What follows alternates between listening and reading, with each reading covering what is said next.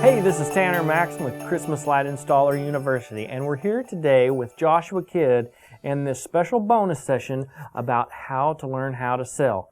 Now, Josh has been selling for 10 years, and you've been having some great success. Absolutely. Okay, last year you were doing some Christmas light sales, and really what our audience wants to know is what happens when you go up to a door and a customer is like, of course they asked you to be there, they want you to install some Christmas lights, but right. How do you get past the, hi, I'm Josh Kidd, and go into, I want you to buy some expensive, pretty stuff from us, and that sort of thing? What do you do first? Well, I think the first step towards any type of sell is you want to break the ice with the customer. So you want to tell them like a quick joke, or you want to compliment them on their property or what they're wearing. Hey, I like shoes. your landscaping. Yeah, absolutely, absolutely.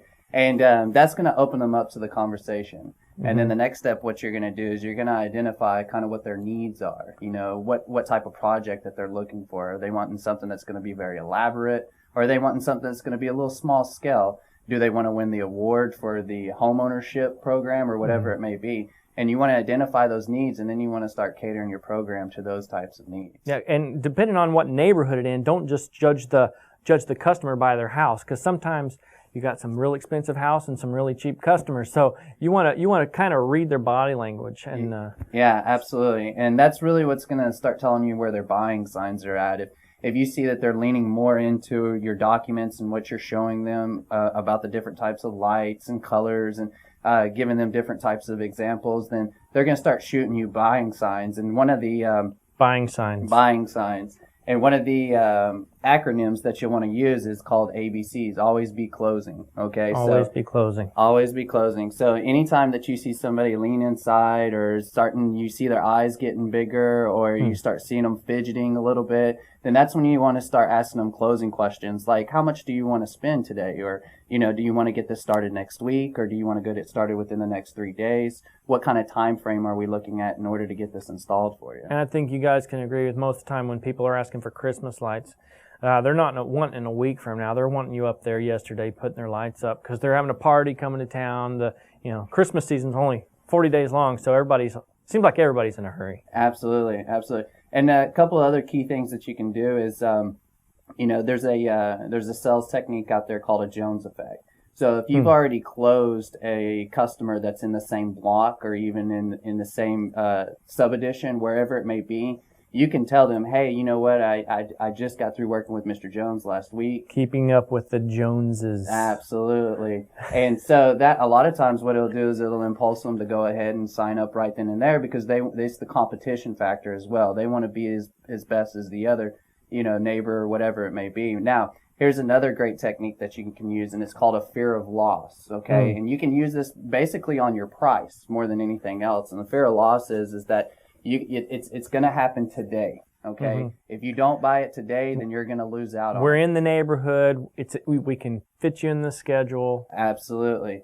So it's either going to happen today or it's not going to happen at all. And if you create that fear of loss, then of course what they're going to do is they're going to want to sign up. Another great technique is called sense of urgency. Mm-hmm. Yeah, this is the great one. Even I know about this one. So, sense of urgency. If I'm in the neighborhood, I'm here right now, we can do it today for like maybe $2 a linear foot on the roof. Or say we can do your job for $350 because we're already here. But if we have to come back, $450 because, it's just convenient for us to do it now. Right, absolutely. So another great example is, we're in the neighborhood today. I've got, 6 other appointments that I've got to get to. I really can't spend a whole bunch of time with you. So if this is something that you want, let's go ahead and get it done today. Mm-hmm. And I think the biggest thing that every type of salesperson has to do is ask for the business. Yeah. I've seen so many different types of people. They'll go and they'll do a great presentation and they'll have a great conversation with the customer. And then they don't ask for the business. They don't say, hey, how are you going to pay for this? Visa, MasterCard, American Express, Discover, check, cash? Okay, great. Well, let's go ahead and let's get you started today. This is what we need to fill out. And then when do you want us to have come out here so we can get it installed for you? And it's not pushy. No. It's like, okay, I understand that you understand what we're going to do. You said you'd like it. everybody's in a hurry because it's Christmas season. Absolutely. So And let's get it it done. is that time of season that, of course, everybody's happy. They want to spend a little bit more money, and they're getting excited about it. So don't be afraid. Just ask them, how are you going to pay for this today? And that's pretty much how you would close the business. Now, what if I have a customer that says, wow, sounds great. I want to do this. I got to talk to my husband or wife first. And that's a legitimate effect. You don't want to push them over the edge and say, don't check with them. You want people to feel comfortable and not get in trouble with their spouse. But how would you handle that?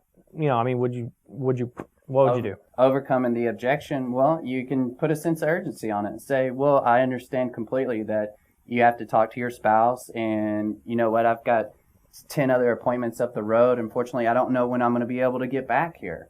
So we're either going to have to go ahead and do it today, and we'll go ahead and fill out the paperwork. I'll take your payment information. Once again, you want to start closing them again. You don't want to lose it. You get the payment information, whatever it may be, and then you go say, okay, great. Well, I've got all your payment information. How about this? I'll come back by when your wife is here or your husband's here, and we'll go back over the information. And that way you already have everything filled out. You already have all their payment information. So You've started the process already. Importantly, is you've got them out of the phone book. Exactly. You don't want them to keep shopping or ask the next guy, a day from now, say, well, he already spent a little bit of time with me. I'm kind of obligated to him morally because, he sold me on the job. So I'm going to make sure when my spouse gets back that this is the only guy I'm going to call because he spent just a little bit of time with me. Absolutely. So, all right. Let's see. What other big things have you come across that are just like, okay, what if you get like a huge job, and you're walking up to the doorstep, it's going to be a big job. Do you change what you're doing? No, absolutely not. Every sale's the same. Yeah, and you treat everybody the same. It doesn't matter if you're walking up to a property that's $40,000 or you're walking up to a property that's $250,000. They're all the same people. You just treat them as people. You talk to them as people, and you go on about your business. And I can't stress enough that you always just ask for the business. So many people will lose sales because they don't ask for the business, and that's the biggest thing. So at the end of my presentation, I say, how do I ask for the business? How are you going to pay for this today? How are you going to pay for it? Are you going to put this on your cash, credit card, check, or charge? Absolutely. So, and the other thing, too, is always assume the sell. Assume you're going to win it. Absolutely. You're the best guy in town. Absolutely. So whenever you have somebody that that's on the verge of buying, go ahead, pull out the application, start filling out their personal information, and just say, hey, is this going to go on your Visa card today? And that's it. So all of you guys, you've either yourself, which I doubt it, but if it's one of your buddies, remember that guy in high school that just had that confidence and was always just like totally awesome winning over the chicks, but you're like, how the heck did he get that chick? It's because he had confidence, and he just went up to her assuming that he was going to get a date. He was like, she really should be with me. I'm the best thing out there. Absolutely. So it's not cocky, but it's you're sure of yourself. You got to be confident. And that's key too. You want to be confident in what you're doing and who you are, and then also believe in your product. Yeah. So there's and back it up and mean it. Yeah, absolutely. And there's a philosophy out there that, every salesperson or any person that gets into sales or any product that you sell, that as long as you believe in your product, then of course you're going to sell it. Mm-hmm. Yep. And actually, if you follow the guidelines that we give you right here in the Christmas Light University, you're going to have a product that will uphold to, the rain a little bit. You're going to have the backup systems, the tech support, that that your customer is actually getting the best out there. If you know that she could hire someone else and you can provide a better service to her, you're going to be more confident in that sell, and it'll show when you're asking for that business. You're going to say, hey, you could hire someone else, and, if you do, I'm sorry, because you could have had me. Well, you don't say that, but that's how you feel and that's how you act. And the best thing is, if your customer has ever hired someone else already and they've already been through that pain, and you can tell her straight up front, hey, we're not like this. Let me just squash all those pains that you've been before, and let me just reassure you, we do business differently. So, absolutely. All right. Well, this is Josh Kidd. Isn't he awesome? All right. Well, anyways, I'll see you guys later. Thanks for coming to this bonus session of Christmas Light Installer University.